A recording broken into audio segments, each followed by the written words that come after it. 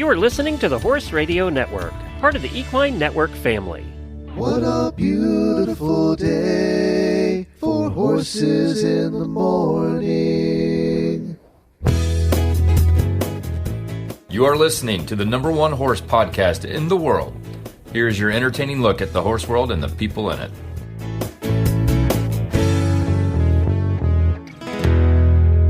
This is Ashley Winch, still in Albuquerque, New Mexico. And I'm Kat Gunther from White Lake, Michigan, and you're listening to the Quarter Horse Podcast for May 19th, 2026. Good morning, Horse World.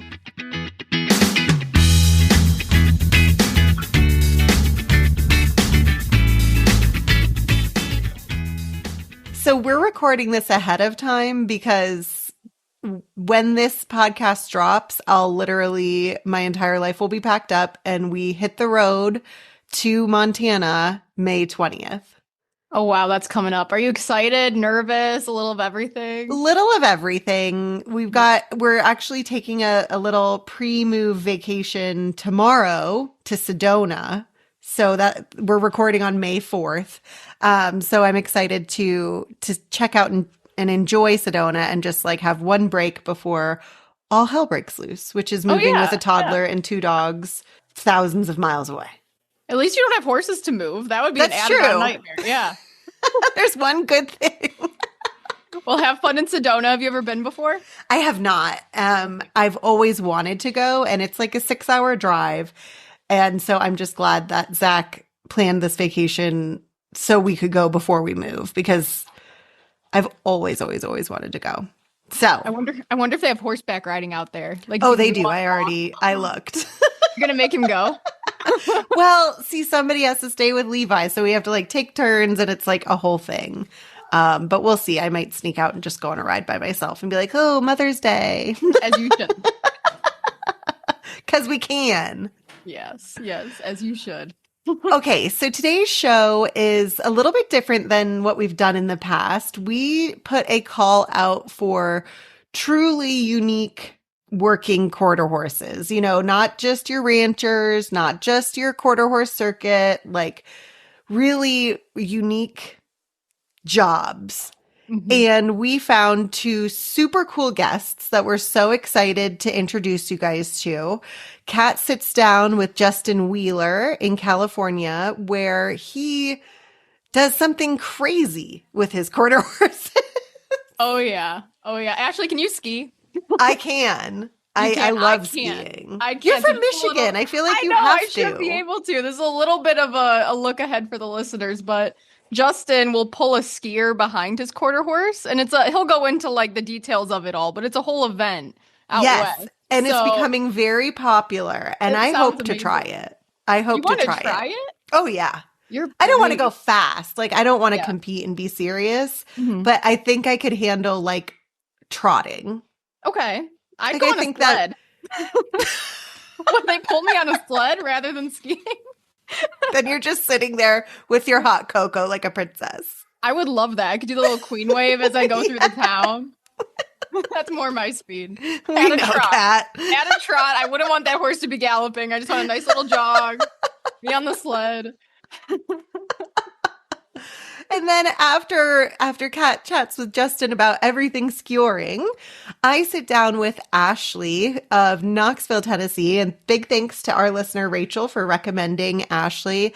And I mean, her quarter horses should be the poster child for all quarter horses. She does literally everything with them, to include mounted patrol. And even they just did a 25-mile endurance race last week. Like, wow. She does everything with these horses, and I'm so excited to tell you guys more about her.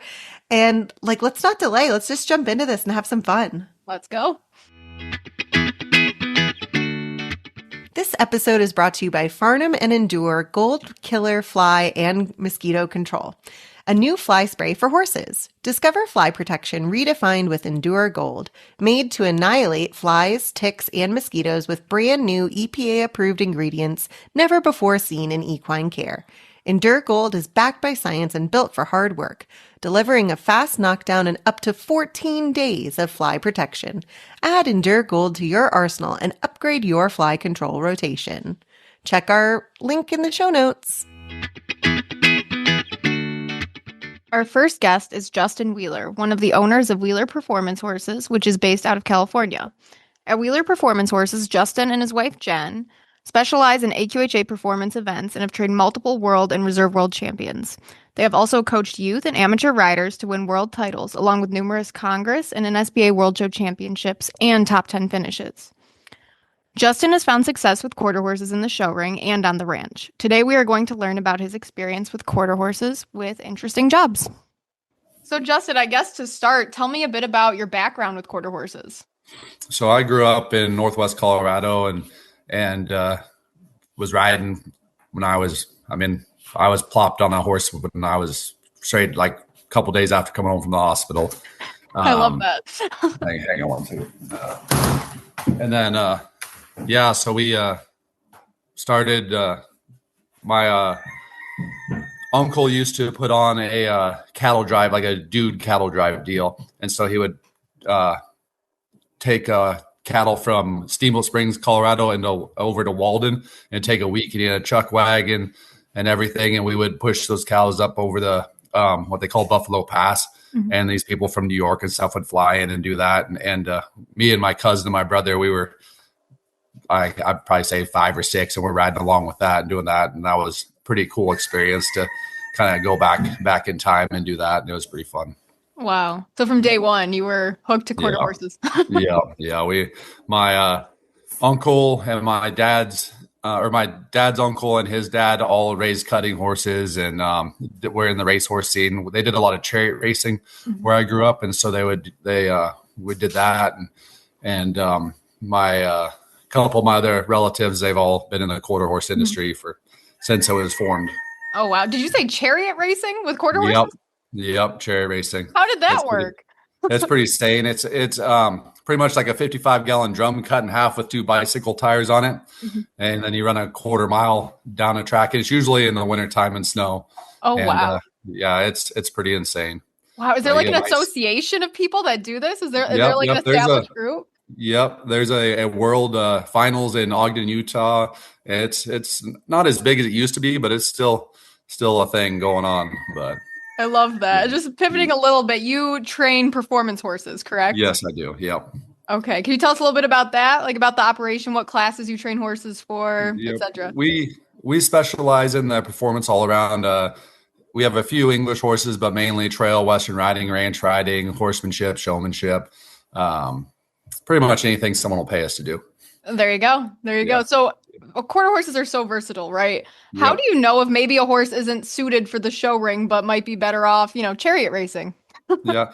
Well, it takes a little time to kind of weed that out. But I mean, you'll know, you start trying to get them, pushing them into that box and realize that they're not going to make that fit. And then you start looking for, okay, well, what could this horse fit into? Is it going to be a pack horse in the mountains of Colorado, or is it going to be a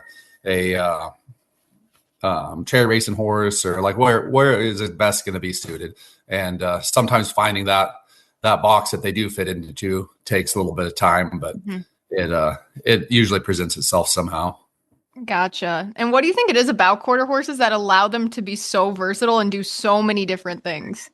I think it goes back to when the breed was created. Is the old cowboys and stuff needed a horse that they could go rope a calf on, or ride across the country, or hook to a wagon and go into town and get supplies. And they needed a horse that was quiet minded, but had a lot of stamina. And I think that's where it all started. Mm-hmm. And then the Quarter Horse Association has done a great job of breeding and improving the breed. And it's pretty cool to see how far it's came.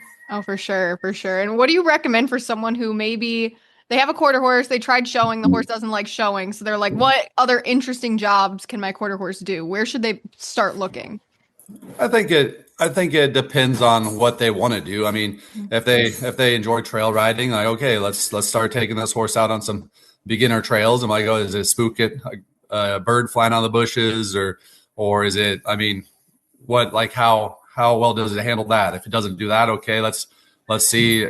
Can it pack? Like if we take it to the pack string, will it handle carrying that weight, and does it fall in line? Does it get along with other horses? I mean, there's a lot of different things that you can do to kind of see. Obviously, if you're live in the middle of California and packing isn't a huge thing, that's probably not something you want to do. But I mean, there's just so many different avenues you can go down through. See what they can fit into. That's very true. And your wife told me that you worked with guided hunting horses or something along those lines. Can you explain that a little bit? My cousin has a outfitting company there in Colorado, and he'll pack you up into the mountains. It's called the Route National Forest and the Zirkle Wilderness. So it's when it's classified as a wilderness, you're not allowed to have any modern equipment. Can't have any electronics, any like you can't take a battery powered chainsaw, no electric bikes, not even a pedal bike, anything with a mechanical kind of background. So horses or hiking is pretty much the only thing that's allowed up there. So he'll pack you up in there. It's usually about 5 days, and you camp in a tent and got a wood burning stove in it. And then he'll even do like just summer trips. If you're not into hunting, he'll take you up there fishing. If you just want to go camping with your family, he'll take you up in there. And like I said, you just spend some time up in the most beautiful country you've ever seen. There's a bunch of lakes up there and obviously streams and little rivers and stuff. It's just, it's insane. The beauty of the countryside up there. That sounds amazing. I didn't know you can't have any modern technology up there. That's crazy. Yeah. So if you like look it on a map and it says like Route National Forest, and then it'll have another smaller area inside there. And if it says wilderness, then that's when like you said, you can't, like if you're riding your bike up there, or like you said, if you want to, like a lot of people will take a chainsaw along with them when they're going into the forest in case a tree falls down across the trail or something, and cut it out of the way. When you get there, you're not allowed to have, if you get caught with that stuff, it's like a $500 fine or something like that. Oh my goodness. So they're pretty strict on that. They want it to be true wilderness and be able to experience that. So it's kind of cool. Yeah. The most authentic experience possible. I love it. So how long are these trips? Like, I'm also curious where they put the horses at night. Do you just tie them up?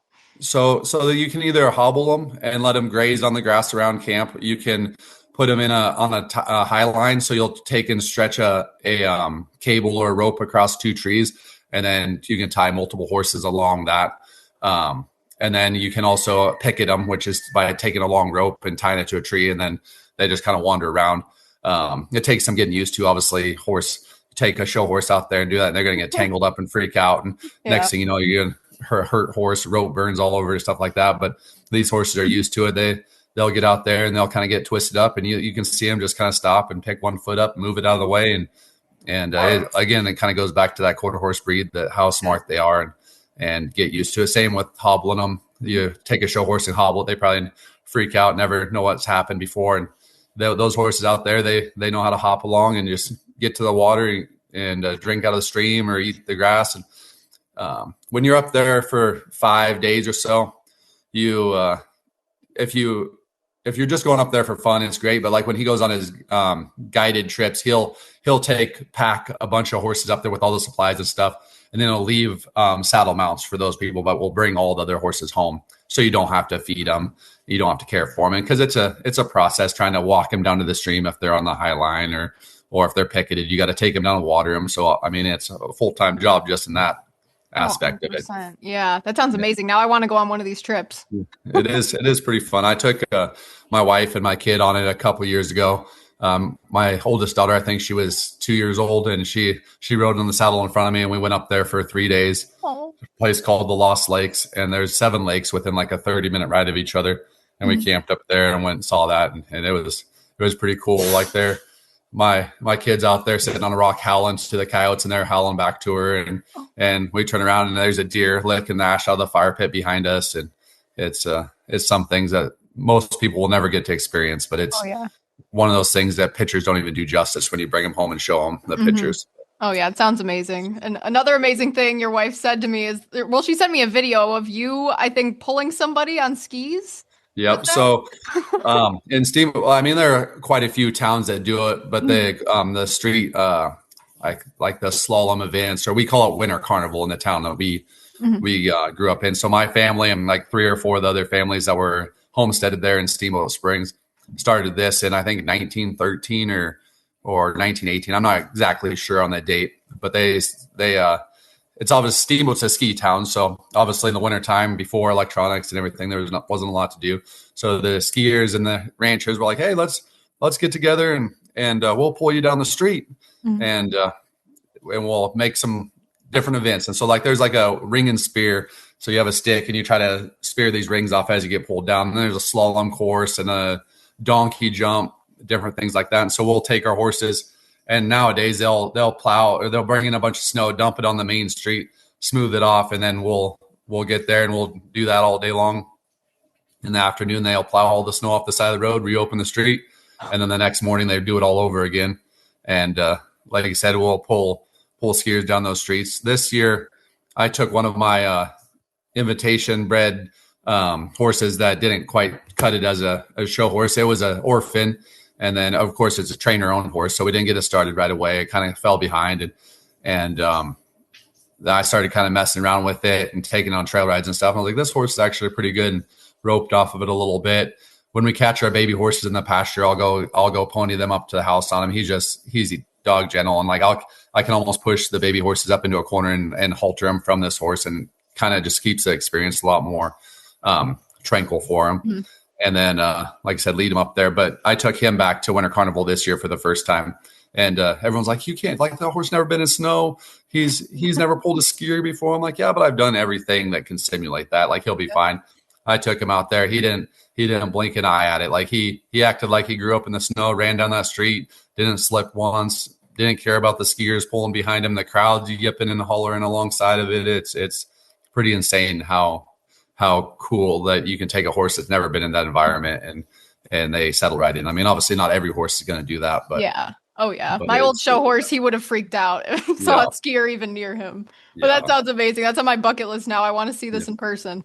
Yeah, it's pretty cool. Like I said, there's quite a few towns that do it, but Steamboat does a good job. They've got the whole week there's something going on, whether it's on the ski hill.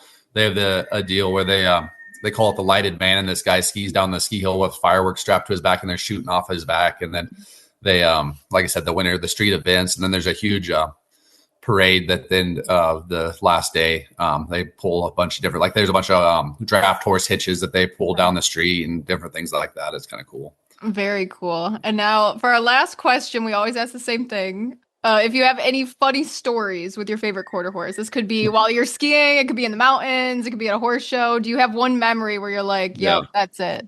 Yeah, I do. So that horse I was talking about, the orphan horse, Hayes, I took him back to go hunting in Colorado a couple of years ago.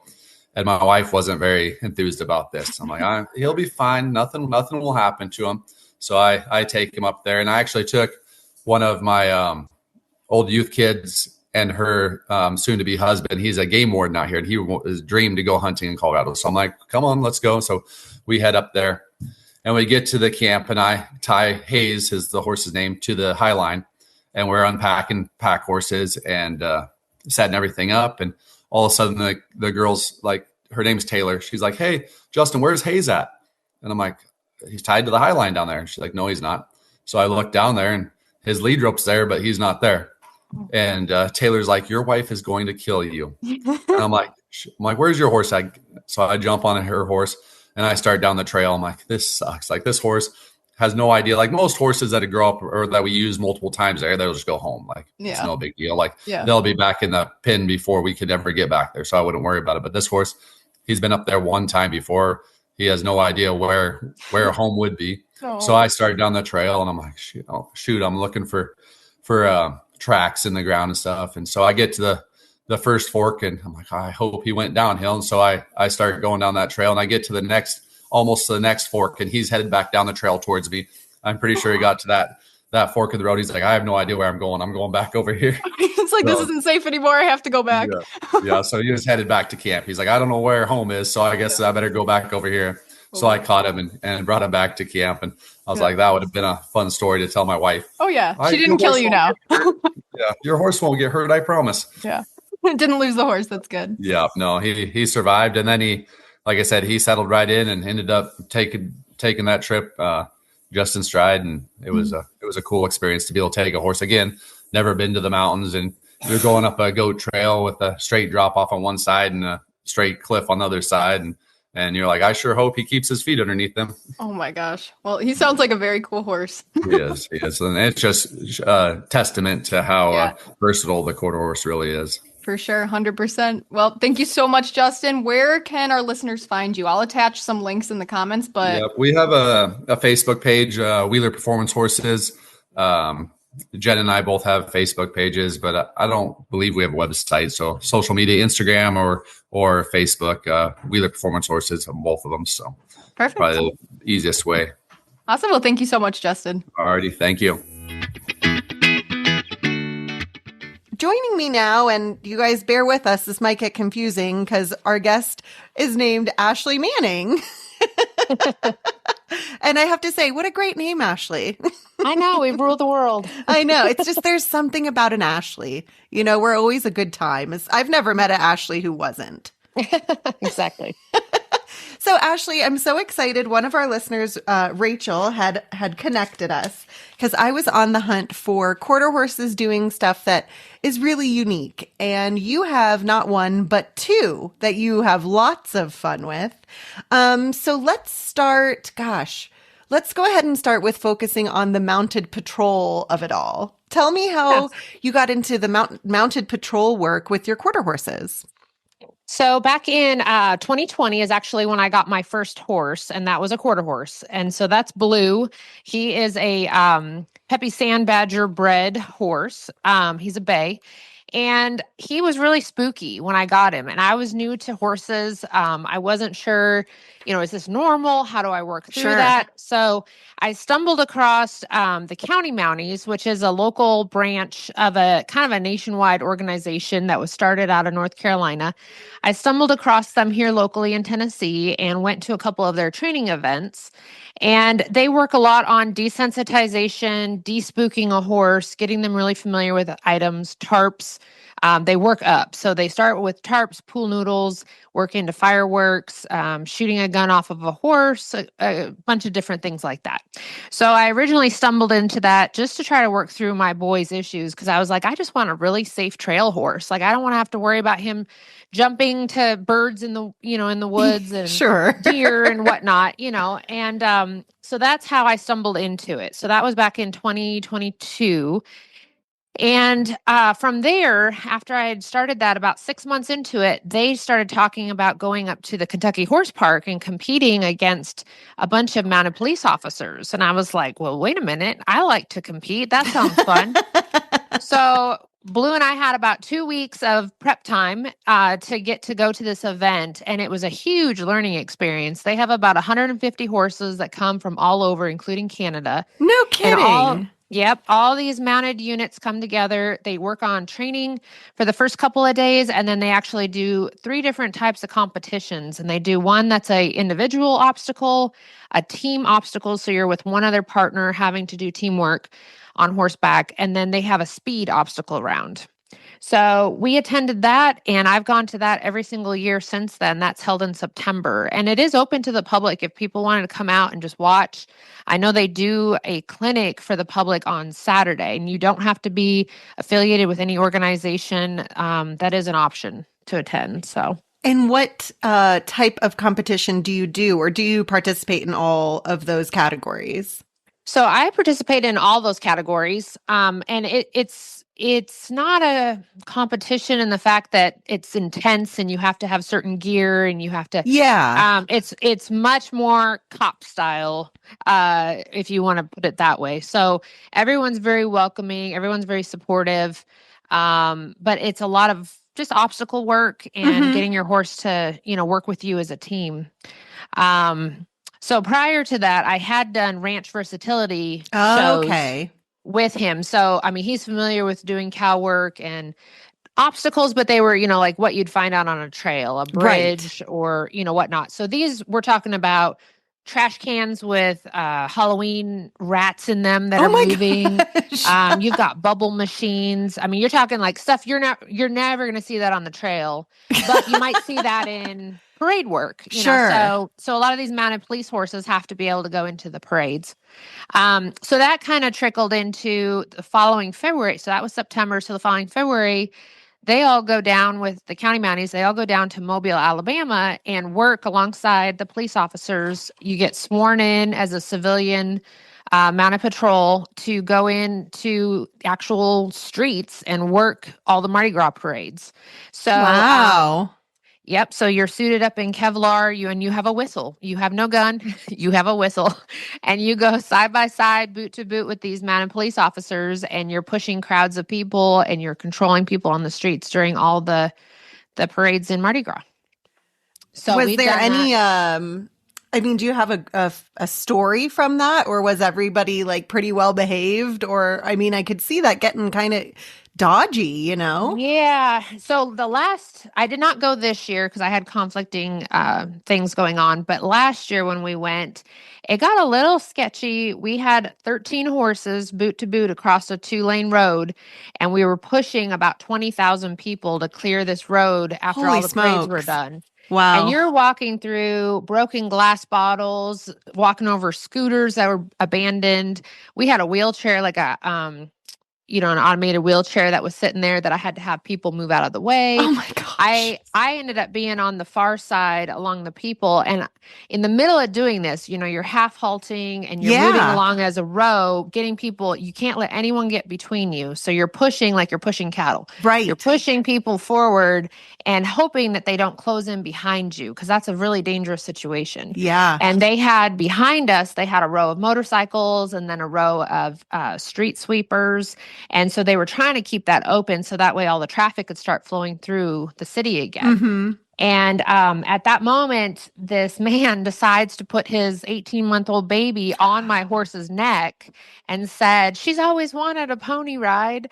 And oh my God. that blew me away. And I just looked at him and I said, "Sir, this is a working police force at this moment. Please take your baby off my horse." What? And, you try to remain respectful. Yeah, but you want to be like, dude. Yeah, I was like, so I'm just thankful that I have the horse I have, because he handled it like a champ, and he knows work mode versus like he can get away with stuff in the arena a little bit more. Isn't it funny how they know? Oh, yes. Yes. I love to see that in a horse when it's time to work and that switch flips. And it's funny because I see the same in working dogs too, when that harness comes out or that toy. I just love seeing the animals switch into work mode. So, wow. I love that you came into this as a person trying to fix your horse from spooking, and now look at where you are. Yeah.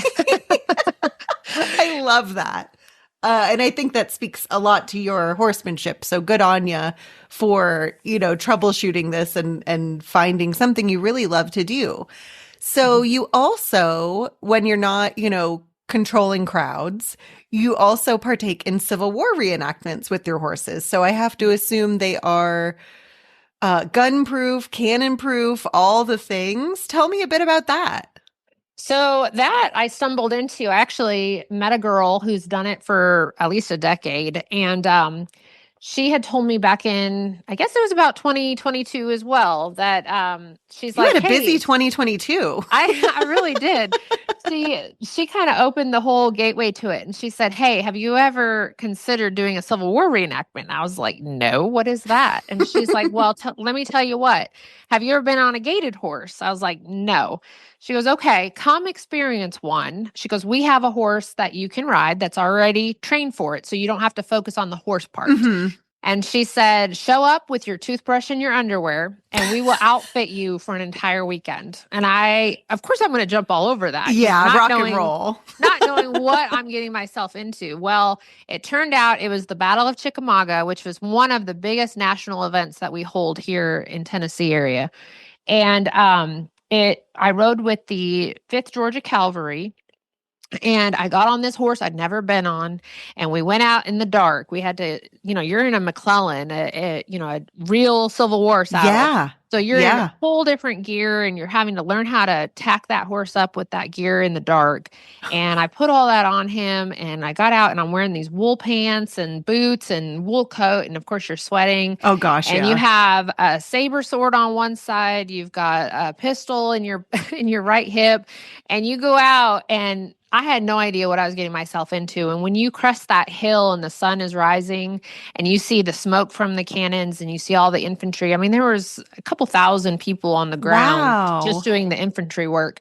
It's I can't even describe it, but I had goosebumps. And you hear, the trumpets and the bugles, and it was just incredible. It was a very moving experience. I had tears in my eyes, and just it's very grounding to see that kind of history. Yeah, I was going to say, I feel like that's as close to time travel that most people will ever experience in their life. Truly, Yes. And then sleeping in they have little canvas tents, and you're sleeping next to the fire, and everything's covered in dew in the morning. And I mean, it's quite the experience. And so after I experienced that, I'm hooked, and I'm like, oh my gosh, this was amazing. The horse was incredible. I had so much fun. You're charging into battle, and you're galloping across, and you're jumping over infantrymen that are, playing dead out in the grass. And I mean, it was just an incredible experience, and I was hooked. Well, of course, they had already sold that horse, and I was like, dang it, now what do I do? So I looked at my horse, Blue, and I was like, guess what, buddy? You get to learn how to be a cavalry horse. Blue. Yep. So I spent the next about 9 months training with him. So just training, on gunfire at home, which you can't replicate the cannon fire. I mean, that's one thing that you cannot mirror the cannons. So working on that, I used to charge my husband when he was on my other horse, and we would charge with pool noodles and like sword fight, and pretend. That sounds like the best couples therapy I've ever heard of, period. Like, if you ever get mad, you just whack him with a pool noodle. And, just joust your husband. It'll be fine. Exactly. What can go wrong? I would pay good money for this, honestly. So that's what we did. And I was able to prepare him and get him ready. Well, then what happened is when the next event came around that September, I'd spent all this time, almost a full year, getting him ready for this, between going to Mardi Gras and working that and then working at home. And so I was like, yes, we are ready. Well, I had his hocks injected, and I decided to add the SI joint, and he was dragging his left leg after that. Like something went wrong with that injection. And so what do? I was like, well, pitch hitter, that's my other quarter horse. She's not gun broke. We're taking her to the Civil War. So my other one, she's a mare, and she's a redheaded mare. Of course she is. Of course, that's the whole spiciness. So I took Amore out to Georgia, Hurricane Shoals, for her first event, not knowing that in a 5-acre field would be 13 cannons. Oh my God. And so again, you can't train for cannons, and I hadn't done any gun breaking. Oh my gosh. I played it very safe on her. So we went out, and I sandwiched her between seasoned horses, and we went out and we did a lot of saber fighting. And I never did fire a pistol off of her, like during battle, because she would spiral. But she was around it all. She was around pistols being fired at her, next to her, the 13 cannons, and she handled it. She handled it well, not as well as my gelding, but she did handle herself well. For a pitch hitter. I mean, you gotta. What a good girl, And for our listeners who haven't experienced, because I actually have family members with a Civil War cannon, and if you haven't experienced a cannon shot, I mean, your bones shake.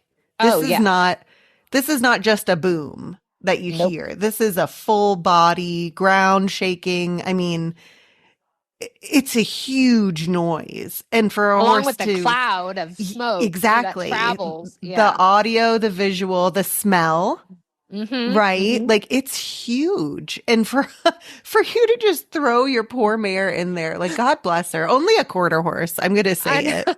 Like, I know. Honestly. Yep. Oh my gosh. And then right before I hit record, you told me that you had just finished something else with these incredible quarter horses on Friday. Tell me about that. Yes. So I have two other horses as well that I do endurance racing with. And I have a friend who's a retired mounted police officer out of Columbus, Ohio. And she had expressed desire to do an endurance race. And I said, you know what? The most beautiful place to ride is at the Biltmore. And where else can you do it for $120 or whatever the entry fee is, where you can go for 25 miles and have your photograph taken in front of the mansion? You have trails already lined up for you. Take all my money. That's just that's an entire experience, right? Yeah, and I for was sure. like, look, I said, I will spend the next, and it took me about 8 months to prepare these two for 25 miles because my quarter horses are they're not built for 25 miles of speed. For sure. There's a time limit. Yes. They can go all day, but for speed, that's a whole other ballgame. Exactly. And so I told her, I said, look, I'll prep them. I'll condition them. I'll have them ready by May. You just come down and we'll haul over together and I'll have Blue set for you. So I've worked with Blue for the last about 8 months to get him conditioned for it. And we went out on Friday morning for the 25 miles.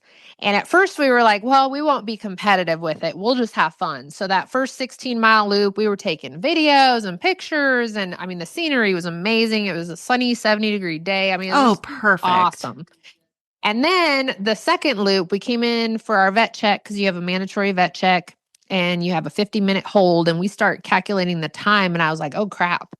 We have 10 miles left and our time limit is 1 hour and 35 minutes. Pedal to the metal, baby. And I was like, so there is no time to walk. Like, if you want to complete this and you want to make it count for something, we can just say we're here to have fun and not make it count. But if you want to make it count, now's the time. We're about ready to ride.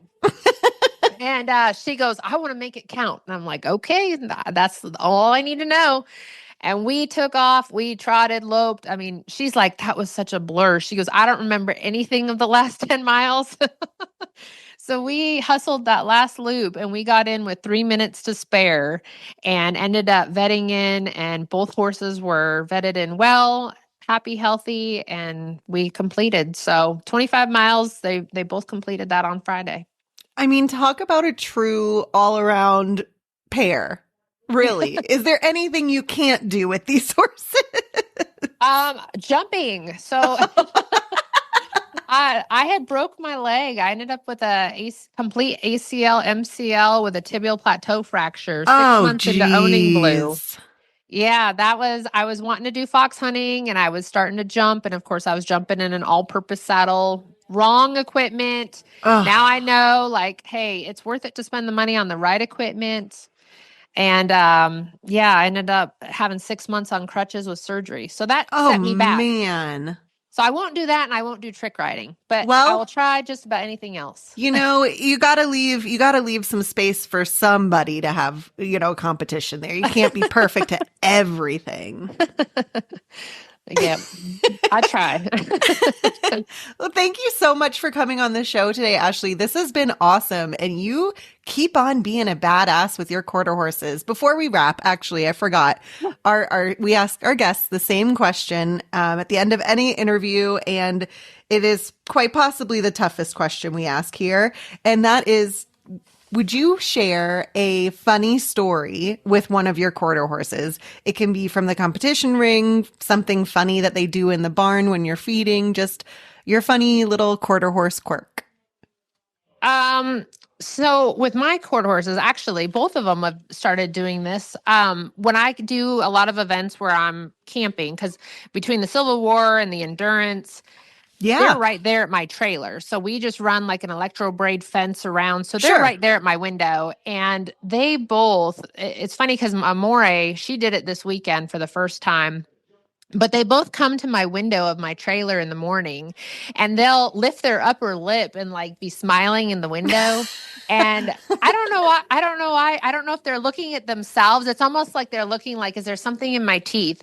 Or they're just smiling hey, Mom, I'm going to wake you up. Mom, we're hungry. Yeah. But either way, both of them, they love that window. And I love having them right there and hearing them munch all night out my window because I sleep with my trailer window open. And to hear them, munch all night and then to see them do that to me in the morning when I'm getting my coffee ready, there's nothing better than, it doesn't matter what the day might hold for us together. You know, I know that they're right there. They're happy and content. I love that. Those are two happy horses, just excited to do who knows what, because their mom makes them do crazy stuff. I know. Thanks so much for tuning into the Quarter Horse podcast on Horses in the Morning. Be sure to like, subscribe, and tell your friends all about the world's favorite breed of horse.